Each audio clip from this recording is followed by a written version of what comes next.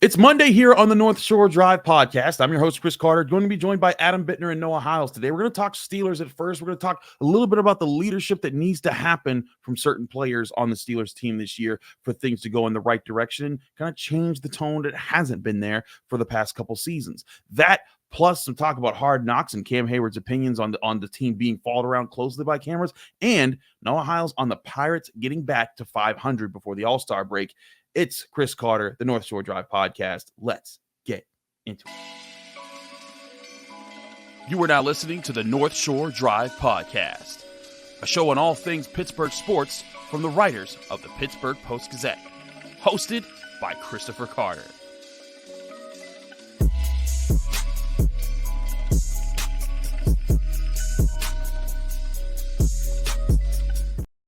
Hello and welcome to the North Shore Drive podcast from the Pittsburgh Post-Gazette. I'm your host, Chris Carter, here with Adam Bittner. And as always, you can find the show on your favorite podcasting apps and on YouTube. Like this video if you enjoy it. Subscribe to this channel to get all of our Monday, Wednesday, Friday episodes of the North Shore Drive podcast, as well as the daily content that comes out from all of our Pittsburgh Post-Gazette sports writers here in Pittsburgh. And as always, this show is brought to you by Mike's Beer Bar, the best bar in Pittsburgh. When you go to Mike's Beer Bar, they're on the North Shore. They're right across the street from PNC Park on Federal Street, but they have the best beer selection in town. You go there, they have 500 different available beers, 300 of those beers from the local Pittsburgh area, and 80 of those local beers are available on tap all day, every day, and they're always switching new ones in and out, so you can always get a new experience when you go to the best bar in Pittsburgh, and that is Mike's Beer Bar. Adam, we're rejoined by you, sir. We hope that you had a great weekend.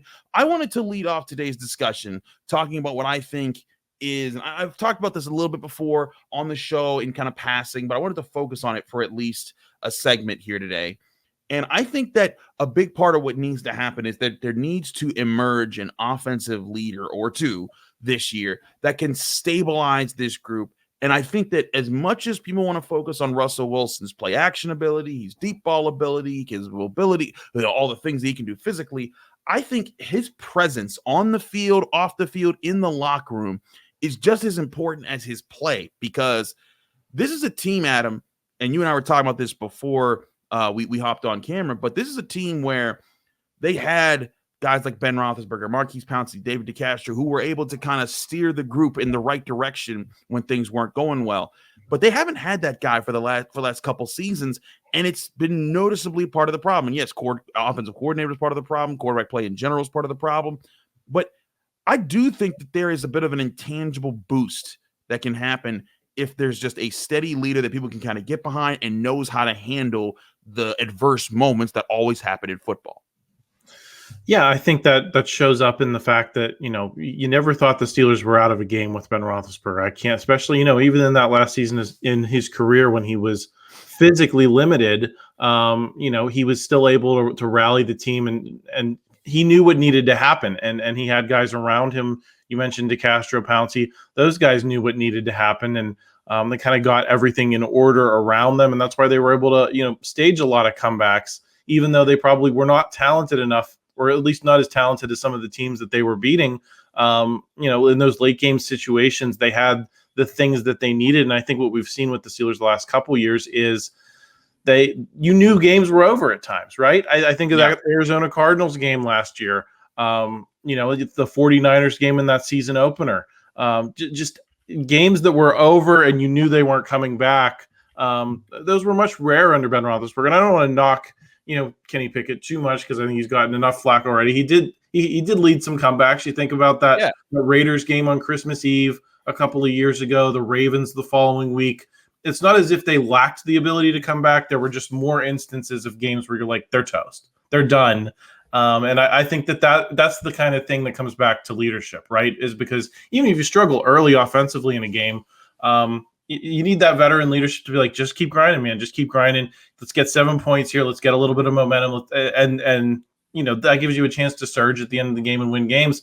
They lacked that at times. And you could tell that the confidence of the entire unit was shaken and did not come back because they didn't have anyone in the huddle that they necessarily believed in. And I think that's a big thing too, is even if Russell Wilson plays a terrible first half, he can command the respect of his teammates and give them a belief that, we had a bad half, but you might be down 17 points, but we can come back here.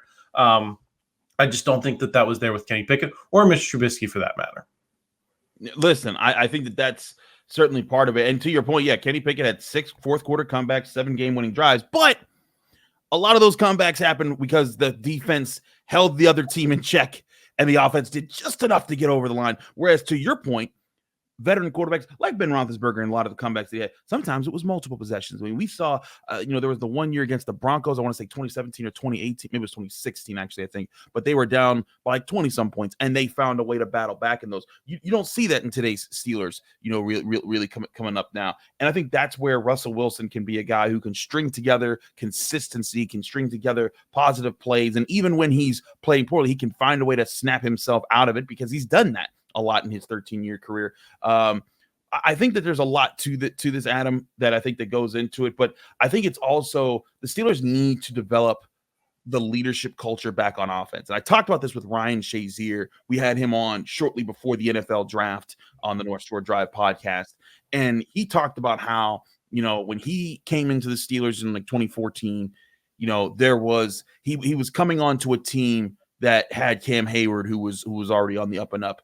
Lawrence Timmons, I think, had just finished things out. And then there was, guys like, Troy Polamalu was just finishing out his time. But there was a transition of leadership where he could fall in line behind established guys who could kind of say, hey, Rook, this is where you got to go. This is where to be. And then when it was his time to lead, he was a leader and he led along with, with Cam Heyward and eventually TJ Watt and then Minkah Fitzpatrick. And that's how it's carried over from the years. But there was a straight cut that happened when Pouncey and DeCastro had to retire within the same year, and Ben Roethlisberger's, knees gave out or how he just got old, and that led to him not being able to stick around much further. And we even saw it, I was at training camp. We talked about how in Najee Harris's rookie season, Ben Roethlisberger was trying to impart wisdom upon him, but it's like you're only getting a year with a rookie running back, and that's not the same as far as trying to cultivate a leader who's going to be the one that everyone rallies behind on the offensive side of the ball. And I think, again, that Russell Wilson is a guy who's won a Super Bowl, been to 2 Super Bowls, had several great moments in big games, and can step up in those moments and help other guys learn how to do that themselves. So that, again, Russell Wilson's not expected to be in Pittsburgh for too long. He's on a 1-year deal. But if he can just help establish that so that next year the leaders are, I don't know, Broderick Jones or Najee Harris or Pat Freiermuth or whoever, that can go a long way to what they really need to do long-term for the offense.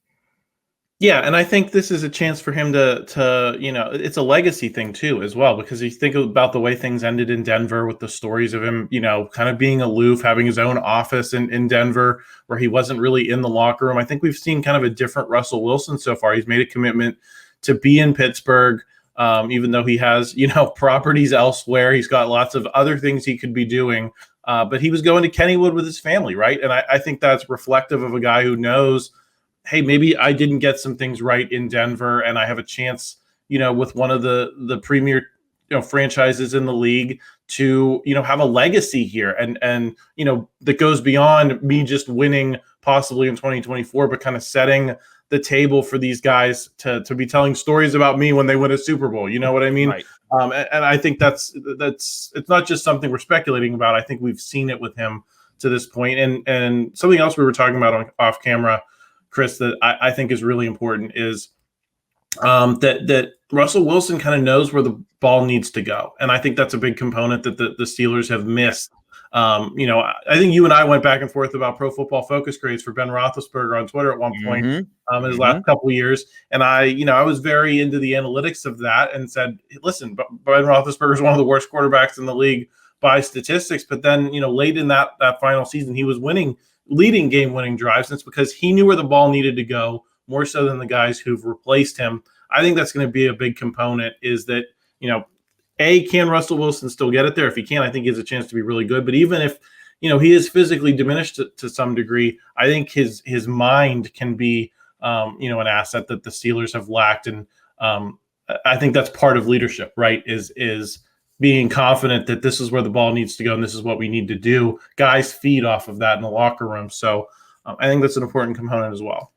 Absolutely. I want to talk about another component that's going to be happening this season. It'll happen later this season when Hard Knocks is going to be covering the Steelers. We've talked a little bit about that, but Cam Heyward had some interesting things to say. We'll talk about that next here on the North Shore Drive podcast from Chris Carter and Adam Bittner of the Pittsburgh Post-Gazette. But first, I want to remind you the show is brought to you by Mike's Beer Bar, the best bar in Pittsburgh. And when I say that, I actually mean that. I'm not just saying that because I'm on a show here. I go to Mike's Beer Bar. I love Mike's Beer Bar. They have over 500 different available beers, from IPAs to summer beers to winter beers. If you want to get a stout, if you want to get a Hefeweizen, they got the best kinds. And 80 of those, 300 of those beers are from the local Pittsburgh area. 80 of those local beers are available on tap. And if you're a person who loves Pittsburgh and Western Pennsylvania beer, you're gonna love this place because Mike is always going out, getting the new stuff and bringing it right to Mike's right away so you can get it on tap. There's new stuff every single day. You got to go to Mike's Beer Bar and try it out today. They also have amazing food like their steak on a stone meal where you get your choice cut of steak brought to you on a heated stone, and you can cut off every single bite, press it into the stone, and you choose how well done you want every single bite. And it's not just stones. They also do scallops. They also do swordfish on the stone. They also do pork chops on the stone. You got to try it. It's amazing. Go to Mike's Beer Bar today, and when you get there, tell them Chris sent you.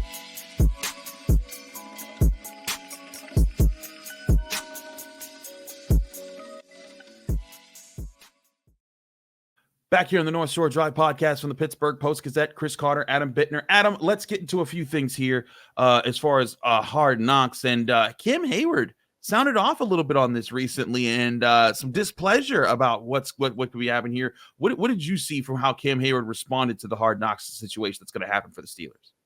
Yeah, I mean, he said he hates it, and I think his concern is that they're going to be invading the locker room, and they do. I mean, Hard Knocks has, pretty wide access to the teams in the meeting rooms and the locker rooms and all of that. And his concern is that they're going to come in and they're going to get someone in a gotcha moment, and they're going to put that in the show and ruin someone's life.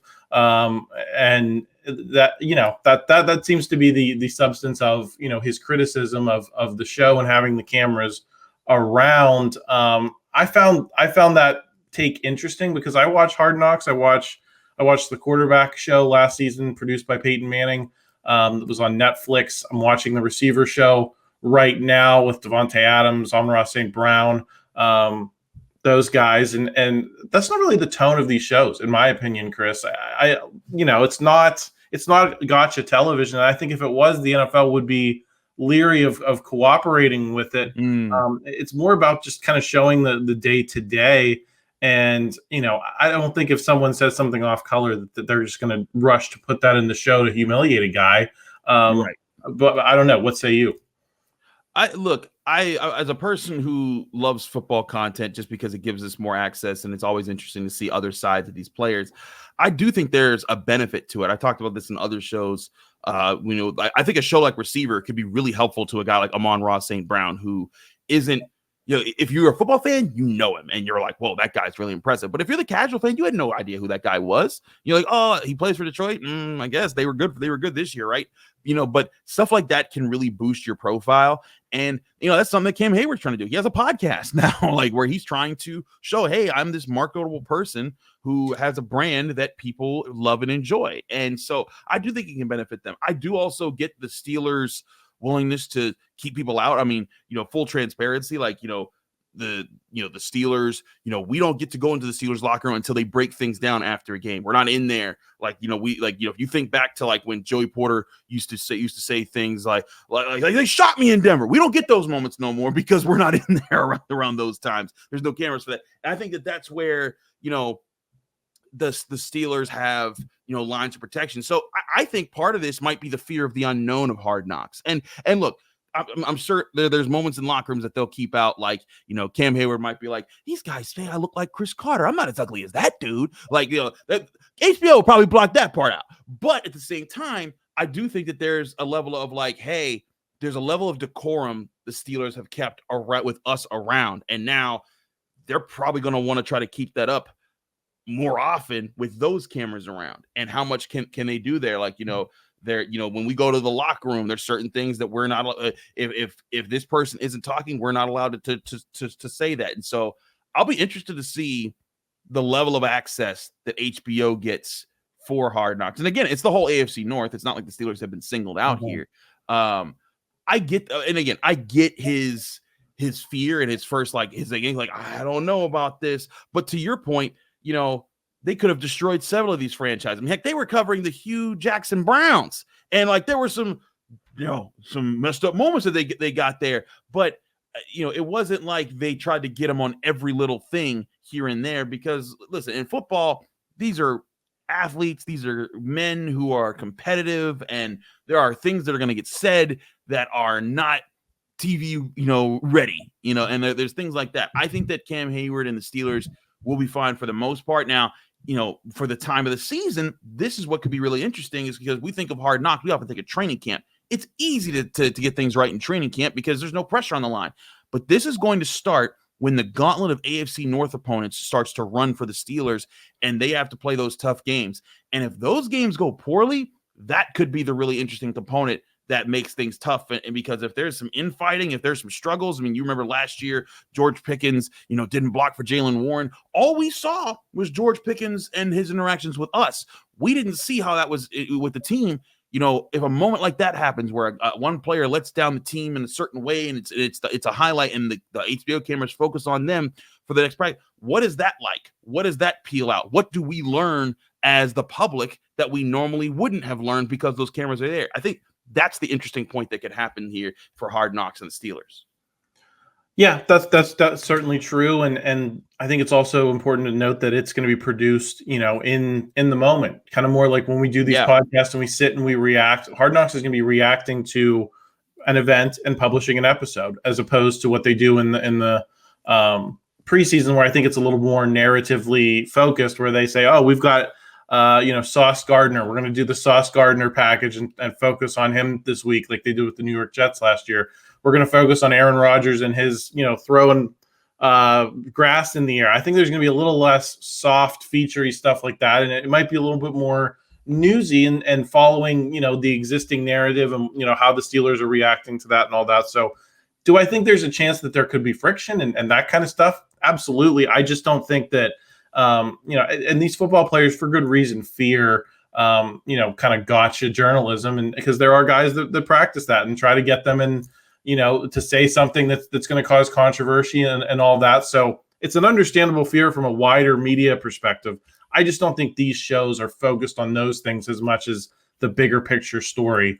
So I'll be interested to see that. And I agree with you, Chris. I think the Steelers should want to embrace more of these marketing opportunities with these shows, because they're often directed at people who are not already football fans. They're people that are not like you and me. Right.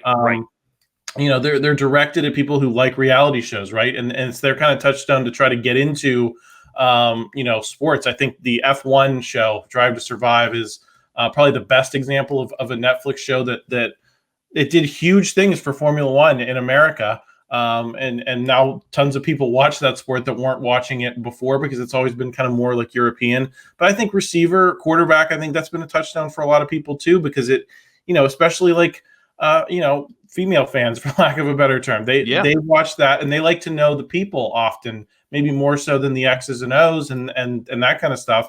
So those like softer featurey segments where, Deebo Samuel's going to a pumpkin patch, people like to see that kind of stuff. And I think the Steelers would do well to, try to get themselves involved in a little bit more of that, and maybe be a little more open to it. One other opinion that I drew from watching receiver this week, Chris, is that the facilities at some of these other teams are unbelievable.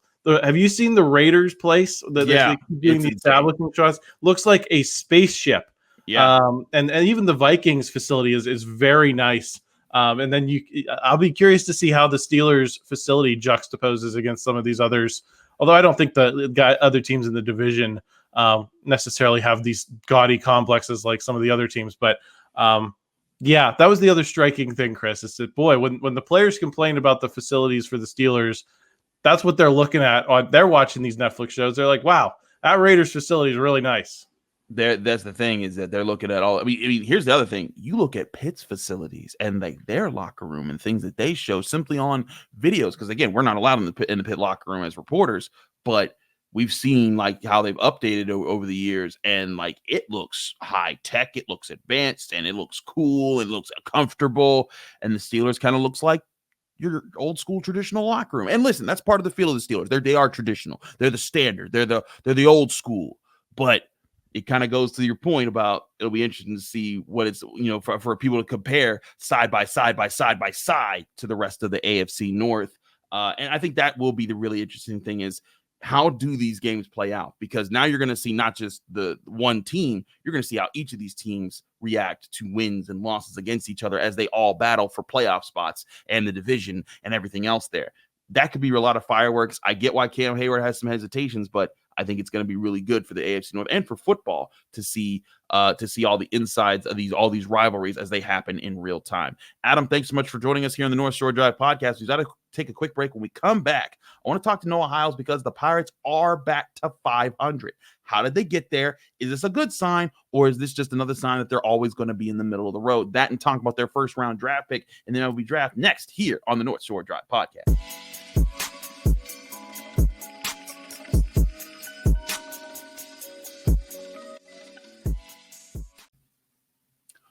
We're back here on the North Shore Drive podcast. I'm your host, Chris Carter. We continue our discussion on all things Pittsburgh sports, and we turn to the Pittsburgh Pirates, who is covered by Noah Hiles, one of our great Pirates beat reporters here at the Andrew Destin. And Noah, lo and behold, at the end of the All-Star break, halfway through the season, the Pirates are right back where they started with an even record. They're 48-48. They're third in the division right now.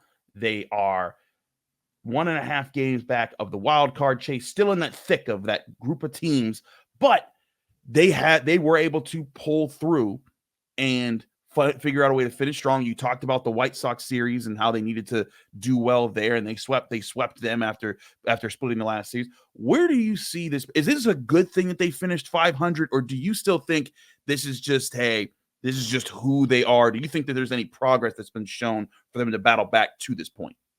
I think it's a little bit of progress. The big takeaway here is they finally went on some sort of streak.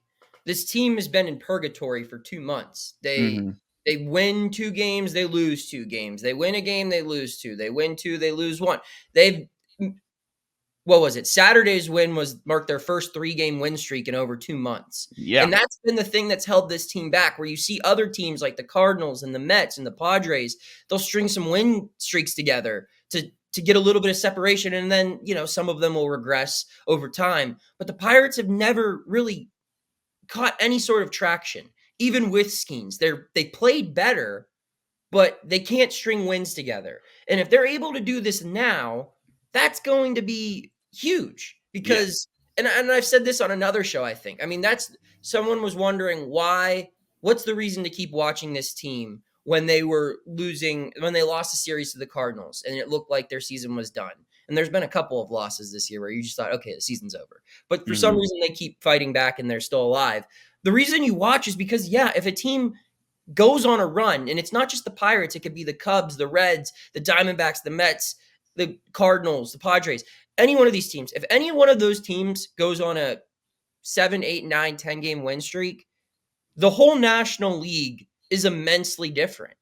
And I look back to 2018 when that team went on a 10-game win streak right before the deadline that forced the Chris Archer trade. And I know that kind of has a infamous tag to it now. But if that happens with this team, it's going to be for real now because the National League, it's not you need to go on a 10-game win streak to be on the cusp of a wild card. If this team goes out of the break and sweeps Philly at home, which is going to be very difficult. Yeah. But if they continue this win streak, or if they finish out July winning every series that they have remaining, which would be against the Phillies, Cardinals, Diamondbacks, and Astros, 4 really good teams. If they win all of those series, they keep building. They're not just in the mix. They're a playoff team at the deadline. So that's why it's just you see the things here. Like the pitching is going to give you a chance to win every night. It's just, can you consistently generate enough runs to get over the hump and string it together? So I think, yes, it is a good sign that, sure, they swept the worst team in baseball that has 71 losses now at the All-Star break, or 70 losses. you should be able to sweep them. But like, that's part of it. You've got to beat the bad teams. Now you got to do this against good teams. You got to be able to keep this going, because if you can just take it up just a little bit, it gives more incentive to add at the deadline. And maybe they are just one player. I don't think they're one player away from winning a World Series, but they are maybe one player away from separating themselves from the Arizona Diamondbacks or the St. Louis Cardinals. When you look at their record, another big takeaway I have, they probably should be in first place. When you look at all of the games that they've lost, very winnable games, you throw 5-6 more wins into this. This is a different season outlook. So it gives me mixed reviews. I will say, though, it is a good sign that they're stringing together wins at this point in the season. I feel like that's the thing here, right? Is that we can say that, oh, well, they're still behind and they're still 6.5 games out of first place in the division, but this team has found ways to battle back.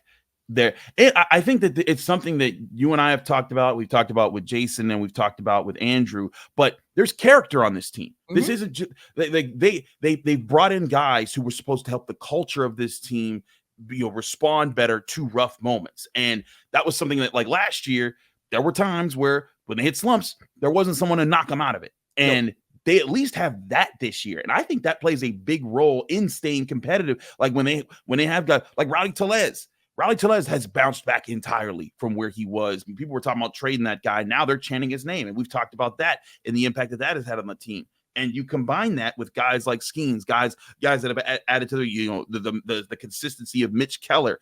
I think that all of that contributes to the Pirates have done something to make themselves competitive. The question will be, will they take another step to give them a marginal step up in this group? Again, a cluster of really close teams that are all battling for the final playoff spots. And again, we're only halfway into the season.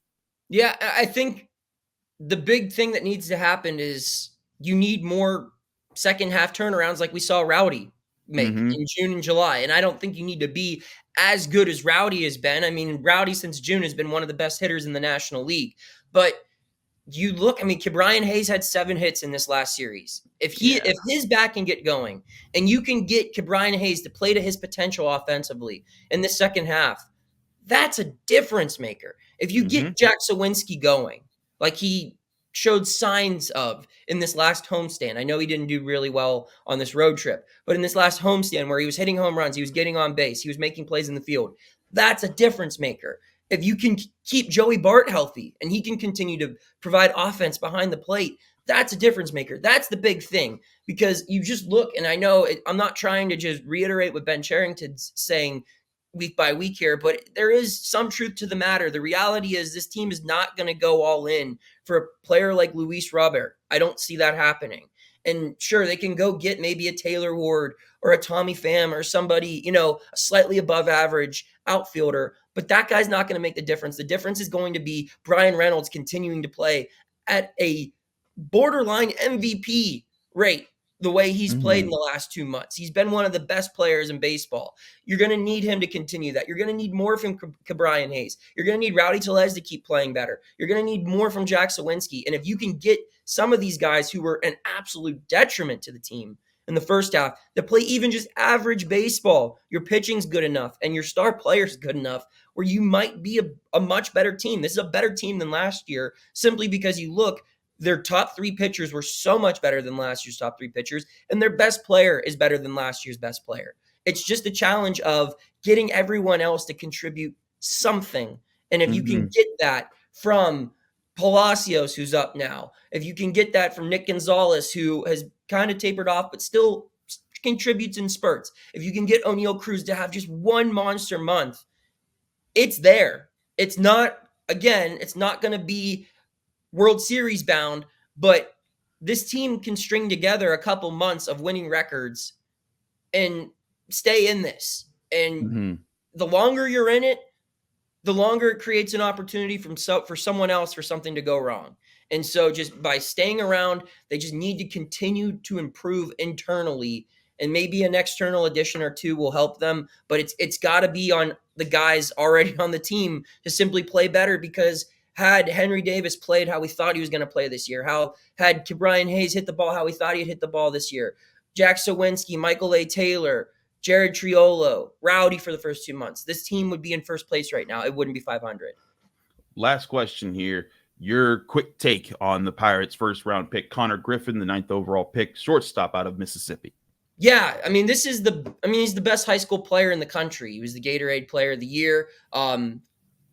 Very rarely do you see the top high school prospect slide down to number 9. I don't know if that's a telling thing, like, there's a reason Pickett slid down to wherever the Steelers drafted him, or is it just teams that were drafting wanted to get a college-ready bat? There's mixed opinions on that, but my analysis on him is if this kid maximizes potential, he'll be the best player in this draft. He's 6'4", 200+ pounds already in high school. My concern is his lowest graded tool is hitting for average. The power's there, the arm's there, the speed's there. They drafted the best athlete in this draft class.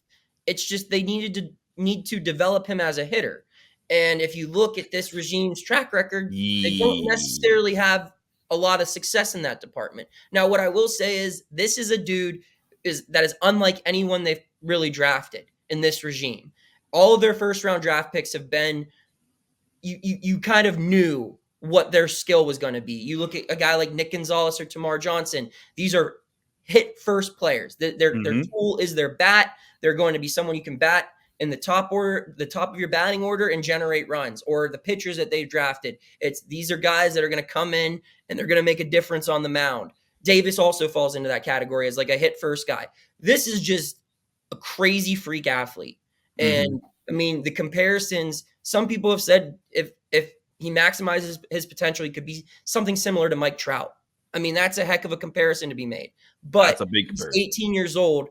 He's going to have a lot of learning to do. And can they develop this kid into maximizing his potential? Because he's going to need some guidance. That's the caveat here. And it's a big one considering this organization. But the upside's pretty crazy. And you look at what else they could have taken there.